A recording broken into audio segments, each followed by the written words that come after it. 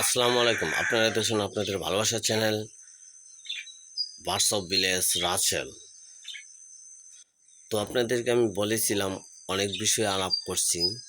তো আজকে যে বিষয়ে আলাপ করব, যে আপনারা এইরকম সুন্দর সুন্দর বাচ্চা যখন আপনাদের ঘরে আসবে, তখন এই বাচ্চাগুলো কখন আলাদা করবেন। আমি কিন্তু এখন পর্যন্ত আলাদা করিনি, কারণ বাচ্চা যেদিন ফুটবে সেদিন থেকে নিয়ে 2 মাস কমপক্ষে এদের পরিপূর্ণভাবে খাবার খাওয়ান শিখে 2 মাস রাখতে হবে মা বাবার সাথে। তো আজকে যেহেতু জুন মাসের 8 তারিখ, তার মানে এদের 2 মাস হয় নাই, 1 মাস 15 দিনের মতন হয়েছে এদের বয়স। দেখেন এরা মনোযোগ সহকারে সব ফুড খাচ্ছে, ঠিক আছে, মনোযোগ সহকারে সব ফুড খাচ্ছে। তো খাচ্ছে দেখেই যেন আপনি সাথে সাথে আলাদা করে দিবেন তা না, কারণ আমার এই দেখেন বাচ্চাগুলো খাচ্ছে। এই যে এখানে 4টি ডিম আছে, 3টি ডিম আপডেট দিছিলাম ভিডিও, এখন 4টি ডিম আছে, এবং এখানে 6টি ডিম অলরেডি পেরেছে, উনি ভিতরে বসে আছে। আর এই যে আরেক জোড়া বাচ্চা।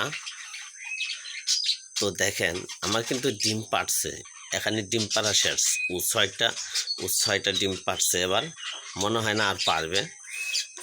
কিন্তু এই যে দেখেন, তারপর কিন্তু আমি বাচ্চা আলাদা করিনি। বাচ্চা আলাদা তখনই করবো আমি, আমার হয়েছিল সেট আপ, সেটা হয়েছিল এই ডিমগুলোর নির্ভর করে, বয়স নির্ভর করে।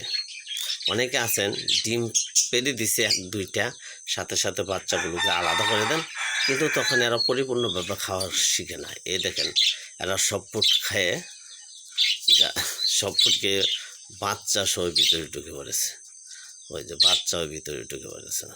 অনেকে চিন্তা করেন যে ভাই ডিমগুলো তো নষ্ট হয়ে যাবে, এই হবে সেই হবে, দেখা যাক। কারণ আমার এইবার আসলে অনাকাঙ্ক্ষিতভাবে এরা ডিম পেড়ে দিয়েছে।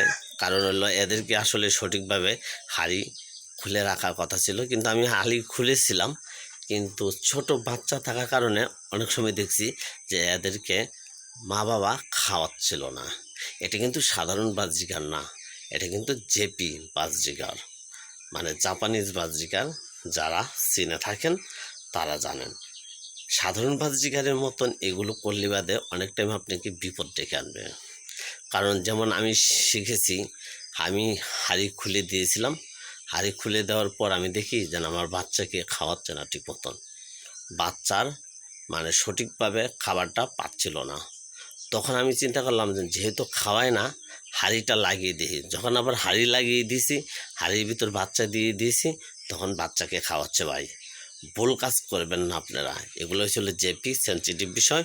অনেক টাইম খাওয়ায়, অনেক টাইম খাওয়ায় না, কিন্তু হ্যাঁ খাওয়াবে যখন আপনার বয়স কমপক্ষে বাচ্চার বয়স 30-এর উপর হইতে হবে, মানে 30 দিনের উপর, মানে 35 দিন, 30 থেকে 35 দিনের উপর যখন বয়স হবে এদের, তখন আপনি হাড়ির থেকে নামিয়ে দিলে মা বাবা এদেরকে ফিডিং করাবে।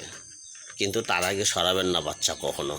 যেমন আমি এখনও বাচ্চা সাথে রেখে দিয়েছি, বাচ্চা আমি নিজে দাঁড়িয়ে দেখি। এই যে দেখেন সব ফুড খায়, দেখেন সব ফুড খাচ্ছে, দেখেন কীভাবে খাচ্ছে সব ফুড, দেখেন দেখেন। এই যে এই 2টি কিন্তু বাচ্চা, দেখেন এই 2টি কীভাবে সব ফুড খাচ্ছে।